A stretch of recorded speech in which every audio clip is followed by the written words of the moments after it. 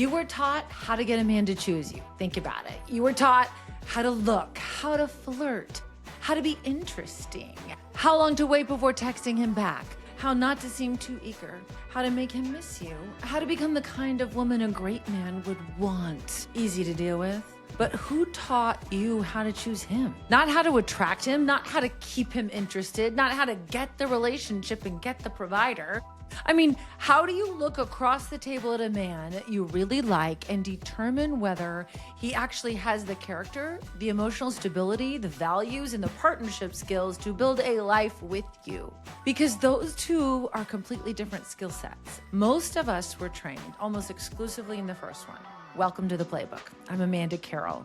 And around here, we're talking about something I think women should have been taught a long time ago: how to make one of the most important decisions of your life, who you build life with. And today we're running the Choose Well play.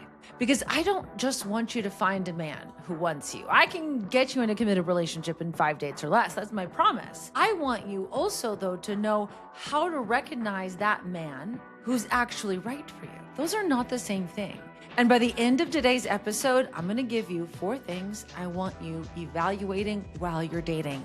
And 1 question I want you to start asking yourself after every date. Because I think this 1 question alone can completely change the way you date. Quickly, before we get into this, if you're already listening thinking, Amanda, where was this information 10 years ago before I married my ex? I get it, girl, same. That's exactly why I created my free live training. It's called The Game Plan. Every Monday, I'm teaching women how to stop guessing their way through dating and start using an actual strategy to recognize the right man sooner and stop wasting months or years on the wrong one. And it's completely free. I teach it live on Monday, 12 p.m. Pacific, 3 p.m. Eastern. Even if you're not dating right now, this is going to give you the confidence to put yourself out there, because now you've got the framework so you can trust that you can choose a healthy partner. So go grab your seat through the link in the show notes, okay? All right, now let's run today's play. I want you to think about how much information women receive about being desirable. There are entire industries built around this. Look younger, get fitter, take more peptides, dress better, be confident, be mysterious, don't be too available, be independent. But God forbid you be intimidating, have standards, and don't be too picky. Be interesting, be fun, be sexy, be wife material. And underneath almost all of it is the same question: will he want me? So then we start dating, and what do we ask? Does he like me? Is he attracted to me? Will he text me again? Is he going to ask me out? Is this going somewhere? Will he commit? Does he see me as relationship material? Is he going to choose me? Meanwhile, we're so busy trying to determine whether he's choosing us that we're not asking the far more important question: should I choose him? That's the question. Because getting a man to want you isn't the goal. Finding a man worth building a life with is. So stop auditioning for the relationship long enough to interview the man you're considering building it with. You are not there just to impress him. You're gathering information too. Let me tell you about a woman. I'm going to call her Lauren. Lauren was 38, great career, owned her own home, great friends, well-traveled, took care of herself. She was the woman everyone else called when they needed advice. Really smart woman. She hired me to help her. And she just ended another relationship with a man who, in hindsight, has been wrong for her almost from the beginning. And here's why this matters. On paper, there was a lot to like. Like, he was attractive, super ambitious, confident. Their chemistry was immediate. He planned great, fabulous dates. He knew exactly how to make her feel wanted. And Lauren was really good at noticing those things. But here's what she wasn't weighing heavily enough. He was really inconsistent. He avoided having any difficult conversations, very surface relationship. He made promises very easily, but kept them selectively. When things were good, oh, he was charming. When things got difficult, he just became distant, emotionally unavailable. His life looked impressive from the outside. Great car, great house.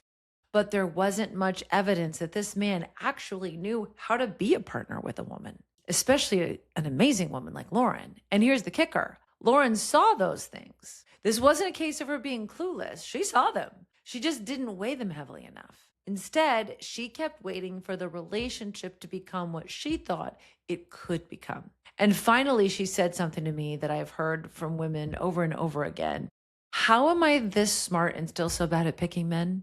It's not your fault, I told her. Your intelligence is not the problem. You were simply trained to evaluate the wrong things. You can be exceptional at getting chosen and still have no idea how to choose well. And that's not because there's something wrong with you. Nobody handed you the scorecard. And I can say that because I learned this one the expensive way too. I was divorced at 35 with 3 kids. And when I look back at some of the decisions I made before that, I wasn't stupid. I wasn't incapable of making good decisions. I had a great college degree. I didn't need one more person telling me, Amanda, you just need to love yourself more.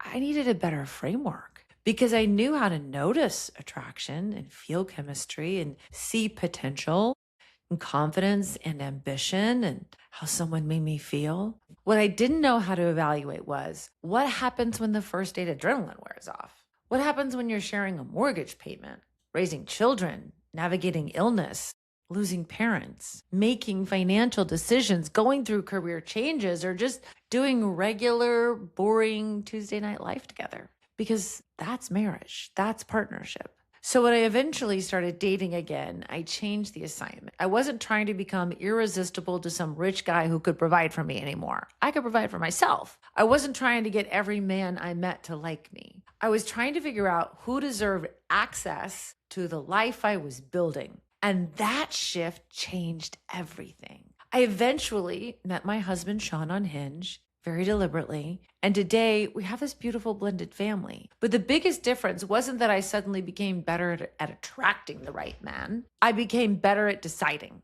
Instead of, how do I get him to choose me? I started asking, what evidence do I have that I should be choosing him? This is where we get ourselves in trouble. We feel something. I get it.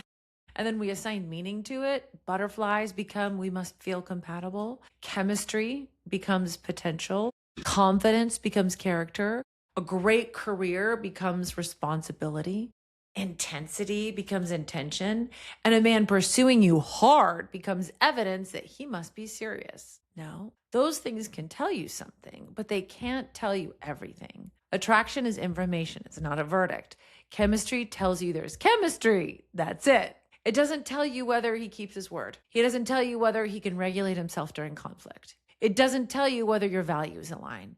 It doesn't tell you whether he knows how to repair after he's hurt you. And it sure as hell doesn't tell you whether he's going to show up when life becomes really inconvenient. Enjoy the chemistry. I want you attracted to the man you're with. Please don't hear me saying attraction doesn't matter, okay? Or having a good job doesn't matter. I'm saying don't give chemistry and a job. Just don't give chemistry a job it's not qualified to do, okay? And a good job title is not enough. Plus, anybody can make that up. Butterflies are not a background check. So let's talk about the ambition side, because I know you, I know my women. I like ambition. I'm married to an ambitious man.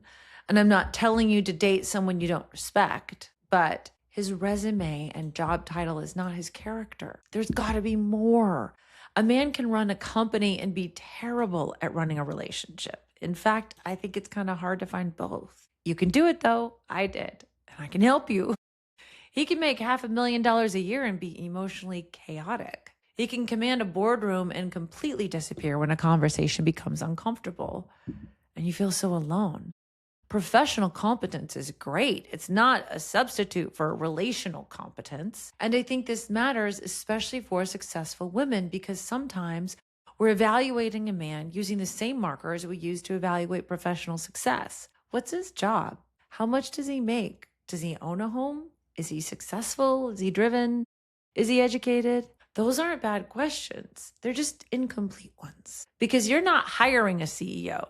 You're choosing the person who might be sitting beside you when your mother gets sick, when your kid is struggling and in trouble and in the principal's office. My husband has been there for me. When one of you loses a job, when your sex life goes through a rough season, when you're scared, when you're exhausted, when life is absolutely not Instagrammable. Who is he then? That is the man that you're choosing. Now we have to talk about one of my favorite life traps. Potential. You've heard me about this one, potential, because we love a future version of a man, don't we? When he gets through his busy season, when he finally deals with his ex and gets the divorce wrapped up, when work comes down, when he's ready, when he's healed, when he realizes what he has. Girl, no. Potential tells you what might happen. Character tells you what already is. Date the evidence, date what is, not the projection. You're not hiring him for the position based on what he might become after some extensive training from you. You are deciding whether that man standing in front of you today, right now, is someone that you want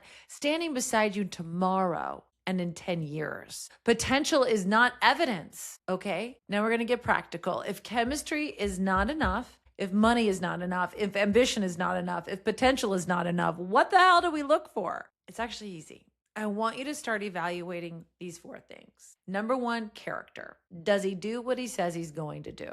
And don't answer that based on what he tells you about himself. Just watch. Does he follow through? How does he treat people who can't do anything for him? Does he tell the truth when telling the truth even makes him look bad? Does his behavior stay relatively consistent when nobody is watching? Because character isn't what a man tells you he values. Character is the pattern his life demonstrates. And here's something really important. Don't rush this part. You cannot collect 6 months of evidence in just 3 dates, okay?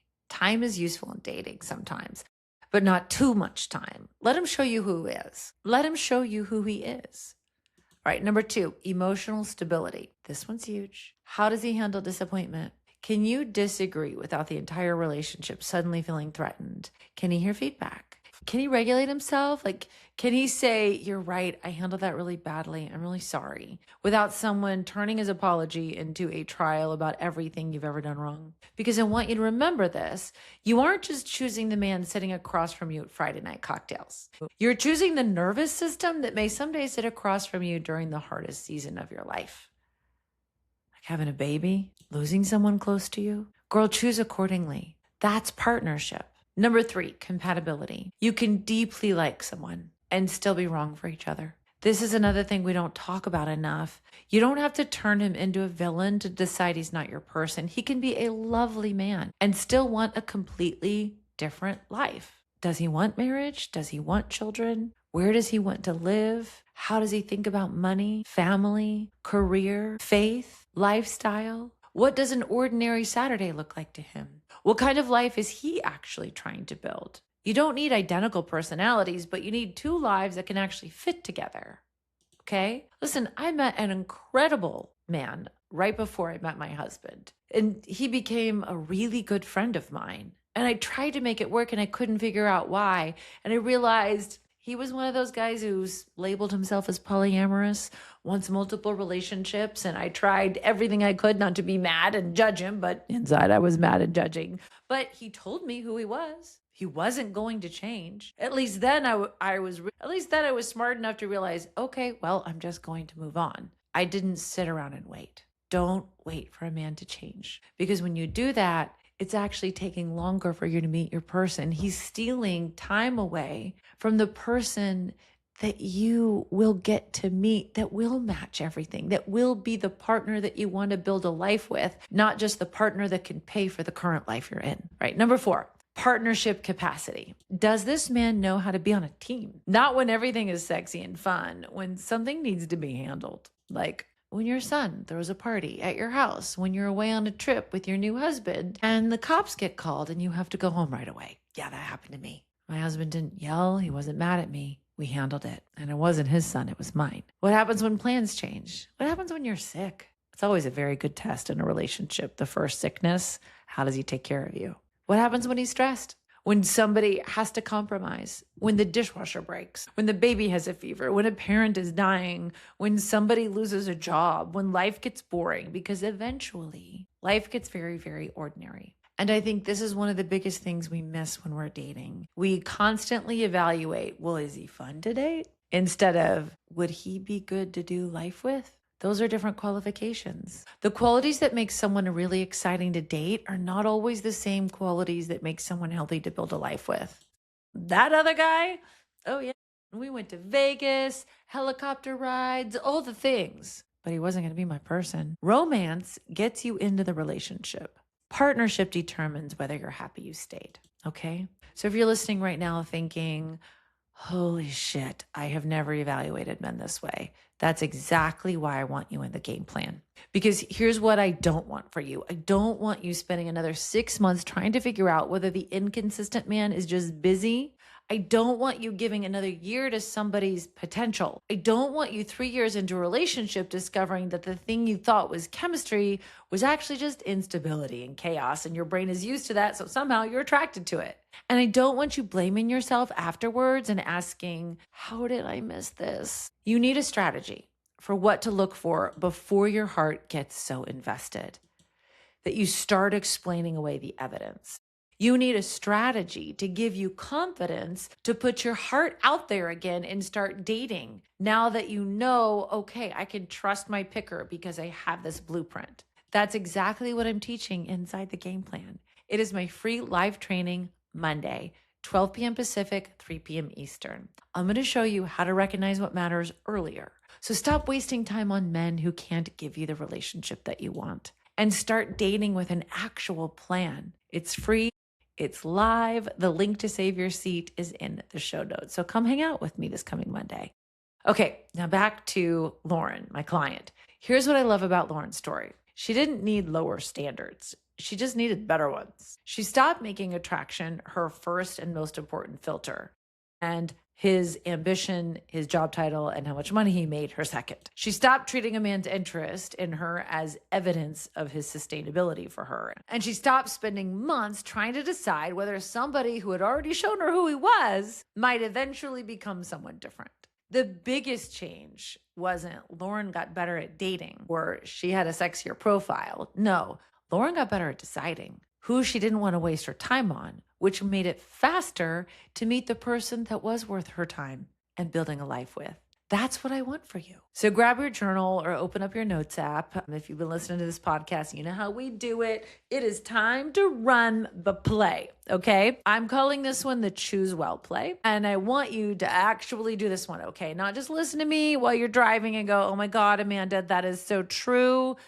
Okay, let's just pause it and come back. We're doing the homework. Step 1. Write down your last 3 serious dating choices. Not the guy you went to coffee with twice, the men who you genuinely wanted, the ones who you invested in. Write down their names, okay? Step 2, under each name, I want you to write what initially attracted me to him. Be honest. It's okay. No judgment. We've all been there. Looks, confidence, career. Oh, he was a doctor. Chemistry, charm, sexual attraction, how intensely he pursued you, how he made you feel. No judgment. We're just collecting evidence. Step 3. Now I want you to write what eventually made the relationship unworkable. Inconsistency, emotional unavailability, different values, lack of commitment, dishonesty, poor communication, instability. Were you carrying the entire relationship? Did he want a fundamentally different life than you and you were just waiting for him to change his mind? Now put those 2 lists next to each other because this is where your pattern may become very interesting. What were you selecting for versus what eventually ended the relationship? That's the gap. And here's the easiest part of this entire episode. Step 4, on your next date, I want you to change one question. When you leave, instead of immediately wondering, does he like me? Ask, what did I learn about his character on this date? That's it. You don't need to decide if you're marrying him. You don't need to decide whether he's the one. Just collect another piece of evidence. What did I learn about his character? Then go on another date. Collect more evidence about his character, not necessarily how good he is in bed. That's okay. No judgment here. Because dating isn't just about being evaluated. You're evaluating too. And this is where I want to leave you today. You do not need more men to choose you. You need to become extraordinarily good at choosing the right one. And if this episode made you realize today, wait, nobody actually taught me how to do this, I want you with me on Monday, not someday, this coming Monday. Come to the game plan. It's the free live training I wish somebody had given me before I spent years learning these lessons the expensive way. We're going to talk about why smart, ambitious women like you can be incredibly strategic in every other part of your life, and then walk into dating armed with little more than chemistry and hope and a list. I'm going to show you how to change that, how to stop investing months or years in men who were never equipped to give you the relationship and build a life that you want together. how to recognize the evidence sooner, how to stop dating potential, and how to walk into your next relationship knowing I'm not here hoping to be picked. I'm here to choose really well. That's the shift. It's also the thing that gives you confidence. Even if you're not evaluating some guy right now, you're evaluating yourself and your ability to make a right choice because maybe you're beating yourself up for the wrong choice. Give yourself a reasonable amount of grace because that's what you deserve. Arm yourself with this information in the game plan and then start to date with that intention. And girl, it will go so fast to meet a partner because you're not going to be wasting time on the wrong ones. The game plan is completely free, live on Monday, noon Pacific, 3 p.m. Eastern. Just hit the link in the show notes and save your seat. And send this episode to the woman in your life who is brilliant, ambitious, has all her shit together, and keeps asking, why can I not figure this part out? Would you send it to her? Because maybe she doesn't need fixing either. Maybe nobody ever taught her what to measure. You know how to make important decisions. You've done it your entire adult life. This isn't the one area where your intelligence all of a sudden stops working. You just weren't taught what evidence to collect. So stop making being chosen the prize. Choose well yourself. That is the play. Run it. I'll see you next week. Make sure you're subscribed so you don't miss the next play you can run in your life to get the love life that you've always deserved. Thanks for joining me.